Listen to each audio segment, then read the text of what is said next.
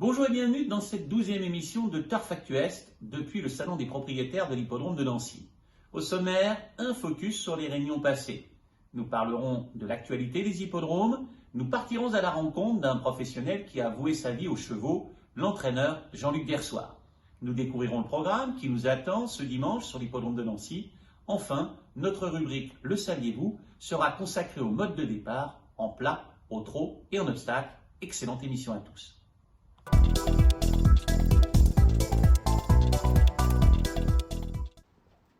La pensionnaire de Miroslav Rulek Agenda a assuré à Strasbourg le 11 novembre sur un terrain profond. Mixologiste, entraîné par Cindy March, se montre quant à lui le plus fort en haie. Fearless continue sa série de victoires sur l'hippodrome de Nancy. Motorsport triomphe de peu et offre un doublé à Yvonne Volmer, installé à Heurt. Nos pros ont brillé un peu partout. À Lyon, Anzori apporte un nouveau succès à Cindy March. Le propriétaire alsacien, Philippe Hartzer, obtient une splendide victoire à Auteuil avec Madame Mooney. Insightful contribue à la moisson d'Yvonne Volmer à Chantilly. À Auteuil toujours, Super Gino fait briller les talons très convoités It's Gino, installé à Rosières-aux-Salines. Enfin, le propriétaire Jean-Luc se distingue à Graignes avec In Love de Giel, confié à David Thomas.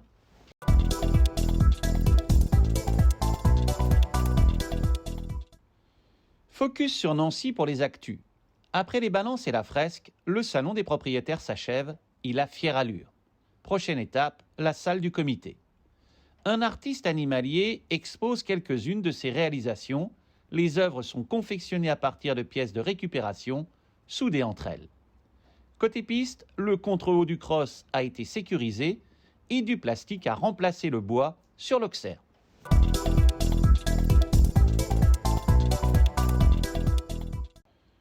Jean-Luc Dersoir est une figure emblématique de l'Est de la France. Il symbolise la réussite à haut niveau. Il revient sur ses débuts dans le métier. Et après l'armée, donc mon premier patron ne me reprenait pas.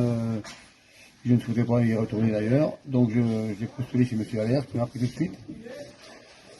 J'ai travaillé 4 ans et demi chez M. Allaire, même 5 ans. J'étais très bien, je faisais confiance. J'ai gagné des courses à thé, une quinzaine.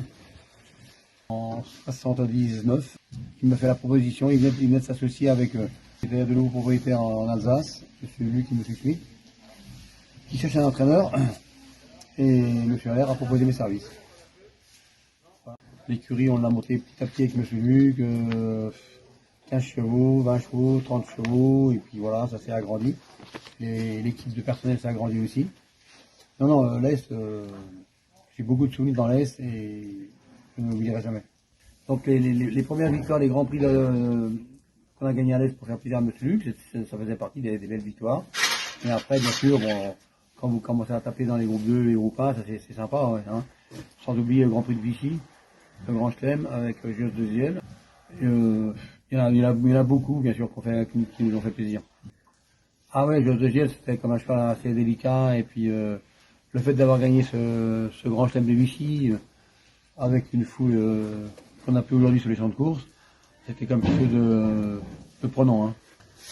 Le prix de Vincennes avec Kylian Agel, petit jument sympa qui était un peu oublié et qui avait montré des belles choses à l'attelage. C'est un petit coup de poker qu'on avait fait avec Julien. Et un homme qui a fait tourner l'écurie, qui a fait un petit peu bouleverser l'écurie, c'est Jos Verbeek, qui a apporté beaucoup de choses à l'écurie. En plus, on se comprenait. Je travaillais les chevaux en fonction de comment il les drivait. Et ça, c'était très important. Bon, il est plus là aujourd'hui, malheureusement. Mais bon, c'est un homme qui a marqué beaucoup dans ma vie. Avec les fers de lance de l'écurie, avec Equinox Giel, Elite de Giel, Esteban Giel. Et puis bon, il y a... Ça, ça s'appelle les fers de lance. C'est sous des droits de fer de lance, hein, avec son âge. Et puis bon, dans les espoirs, bien entendu, on a Hokkaido qui s'avère comme être un des meilleurs 4 ans en ce moment. Pas le meilleur, bien entendu, mais un des meilleurs, parce que bon, il l'a montré déjà, c'est un bon petit cheval qui s'amende bien.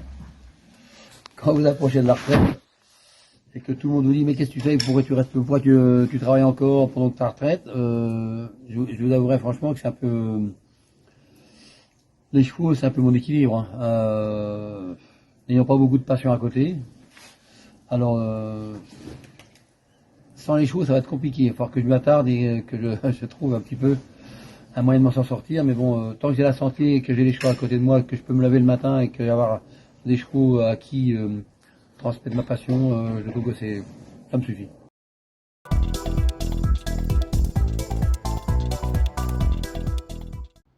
Dimanche, Nancy offre du grand spectacle. Aston le taureau sera paré des couleurs du Père Noël.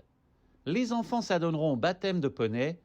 Les plus grands se régaleront de spécialités culinaires à partir de 11h30.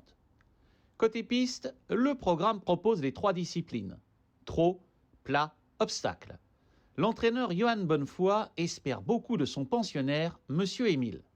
Oui, tout à fait. Un petit cheval qui reste compétitif. On raccourcit la distance qui sera favorable pour lui. Le cheval sera compétitif pour la victoire et les places. Nicolas de la Jeunesse s'attend à voir ses 2 élèves bien courir.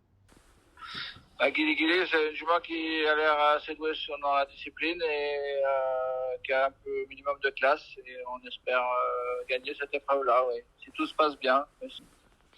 Féhonneur nous a beaucoup déçus dernièrement, mais sur sa classe du passé, il doit participer à l'arrivée pour une petite place.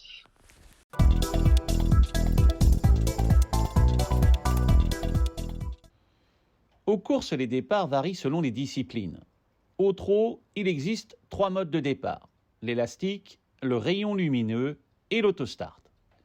À l'élastique ou au rayon lumineux, les concurrents se rangent, ils se présentent perpendiculairement à la piste, ils voltent, puis ils s'élancent.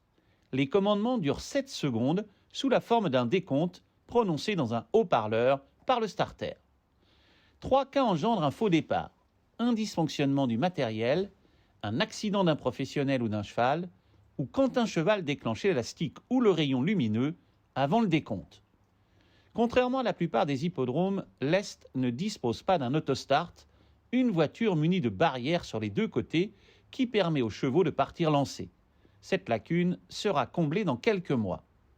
En plat, on a recours à des stalles. Les chevaux se rangent dans des compartiments. Les boîtes sont alignées et s'ouvrent tout en même temps, déclenchées par un système électrique. En moins de 50 mètres, les chevaux atteignent 50 km/h. En obstacle, un ruban élastique barre la piste à l'endroit du départ et il est relâché par le starter lorsque les concurrents se présentent derrière lui. Comme en athlétisme, l'endroit du départ est fixé selon la distance à parcourir, généralement dans une ligne droite et assez loin du premier virage, pour donner aux concurrents le temps de former un peloton assez compact. Cette émission touche à sa fin, j'espère qu'elle vous a plu. Si vous souhaitez vous abonner, rien de plus simple, vous cliquez sur le bouton du bas. À très bientôt dans CarFactu S.